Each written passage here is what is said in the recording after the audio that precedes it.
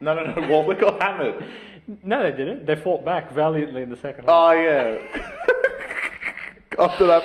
All right. Let's go with Cowboys. Yes, the mighty North Queensland Cowboys, my personal favourite team, and there's a little bit of player movement. So, again, in the subtraction by addition column, they did get John Bateman, believe it or not, who quit on the Tigers, and now he's going to go probably quit on the Cowboys. Holy so shit, he's there. So bad. Carl Lawton from Manly is going to go there, and he's back. But see, they tricked him. They told him Turbo's.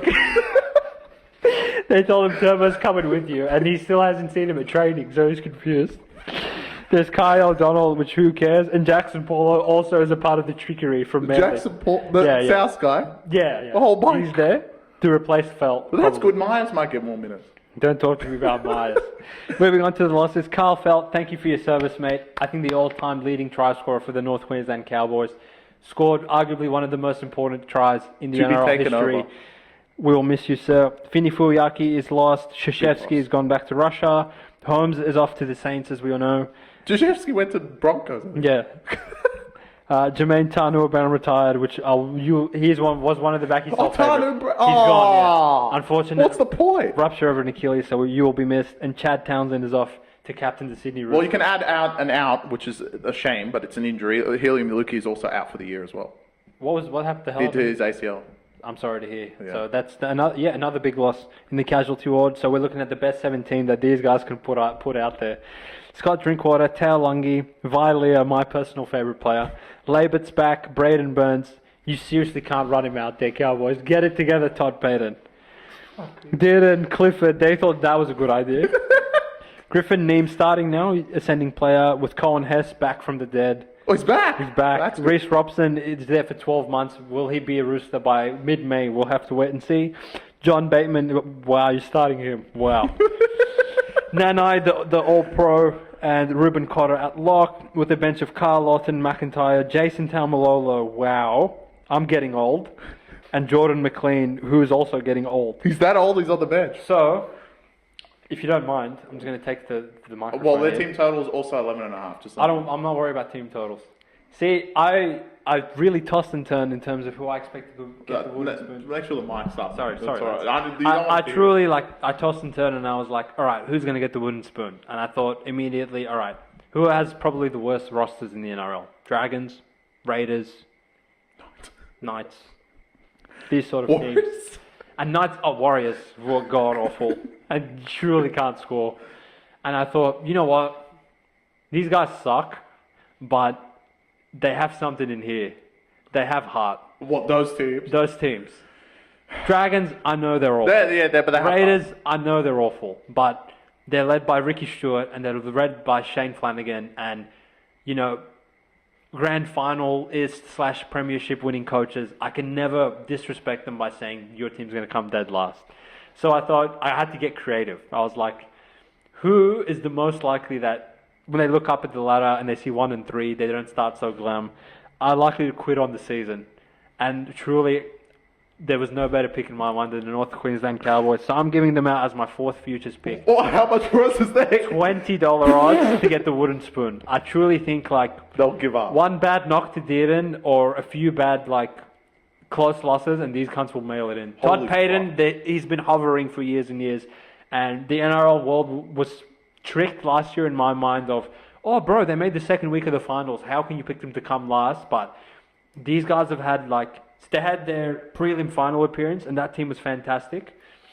It was really good. But from that point forward, I've just seen signs of we don't defend our goal line and we compound errors by penalties and constant we bail ourselves out frequently, when we get in your 10-metre line, we can peg it at Val, we can peg it at Drinkwater, and we can put points on the board in a hurry, and I don't doubt that they can score, but can they consistently get up week after week and try defensively and really, really commit on the season with Clifford at halfback and Robson on the outer going to the Roosters and a few key forwards lost with obviously Lukey going down, who was a big prospect this season. They don't have Val's goal kicking or his ability to just generate points out of his arsehole on the left-hand side of the field anymore. You have a right edge of Vilea and Braden Burns next to each other, which truly would rival my mind of probably one of the worst center-wing combinations in the history of the sport. And all of that, I think, gives you a good formula for a profitable expected value bet. At $20 odds, I would take Cowboys to come last. I think they're god awful. Look, mate, I'll put a little sum on that because, God, they're so bad. Yeah. 11 wins. They're not going to get close to that, in my opinion. I've got them like 15th. I think they're $2 to miss the 8, which Is I incredible. would take out a personal one and put it on that. Are we seeing it? Like, is Dearden that good? I think he's very good. It's up to Dearden and Drinkwater. That's what it is. I don't think their forward pack is any, like, outside of Nanai, they're all shit. And Cotter. Cotter's good, yeah. Look, McLean is washed. Jason's washed, and he's on over $1 million a year. And Bateman was washed 3 years ago. So that's just that. And their back line. Hess, coming back off an ACL tear. This roster's really bad, bro. Yeah. Fuck me. The beauty of Cowboys is everyone thinks they're good until a certain point, and especially at the start of the season, they usually start 3-0 in their typical fashion. They go to Brisbane and get pumped. Molested, yeah. But I don't think they're going to start 3-0 this year, and we'll have to see. Like you're mentioning, if they look at the thing and go, "All right, we haven't won a game in the first 3 games," are we just going to give up? I truly think like these cunts might mail it into a point where Todd Petten's the first coach fired in the season. If there was markets out on that, I would give that would be very high. They're really like. I mean, I wish they're teetering. They've been teetering for like 24 months. I was wishing on that so I could take Trent Robinson. You'll get great odds on that. Like 60-1 probably. Fuck me. Yeah, look, I can definitely see it with these guys. They have nothing. In terms of future prospects, they're getting nothing. Like, what's for Dearden and Drinkwater that are sitting there and going, all right, this team sucks right now, but we're going to get players. Who are they getting? Yeah. There's nothing there's nothing on the horizon. It's not like you're getting, oh yeah, next year we're going to get this. Or Roosters could say, oh yeah, next year we're going to get this. Like that, Sam Walker's like, all right, we've got boys. It's all right. We got Robson coming. We get another player. Like, it's Roosters. Cowboys, there's nothing. And if anything, they're losing more players. Yeah. Like, Robson's played Origin, right? You're not just going to replace him with someone of his caliber straight away. No. What's their succession plan? Who is going to play hooker? I couldn't tell you. Exactly. So, I mean, they're just on the down and out. And look, last year, I don't know how they made it because of fucking the other teams, which we'll get discussed in a second. And also, no one wanted to make the 8 last year, where I think this year a lot of teams will want to, and really like show how great they are. So, I think Cowboys are like 14th or 15th. They're really bad. I know you got them 17th, but I've got them a little bit higher. Look, I'm going like long shot odds for them to come dead last, but truly, like if they give up, it's scary. I would put heaps of money on them to miss the 8. I really don't see a scenario how they possibly would make it. No, I agree. With how much parity there is around the teams around them, like, all right, they snuck in last year. Like, they're way worse than in. Would you agree they're way worse than last year? Yeah, 100%. That back line was so much purely better. Just from taking out Val, giving another year to Jason. Even Town, like... And Felt's better than the... Felt's even better Felt than is retired Brandon Burns. Come on, bro. That's, like, really bad. So, I really trust Cowboys, like, as far as I can throw them. I think they're fucking horrible. And Finney. Finiaki's gone. Lukey's out injured now. Holy shit. Fuck me, they're so bad, bro. Really bad. Do you think... Cowboys are the epitome of like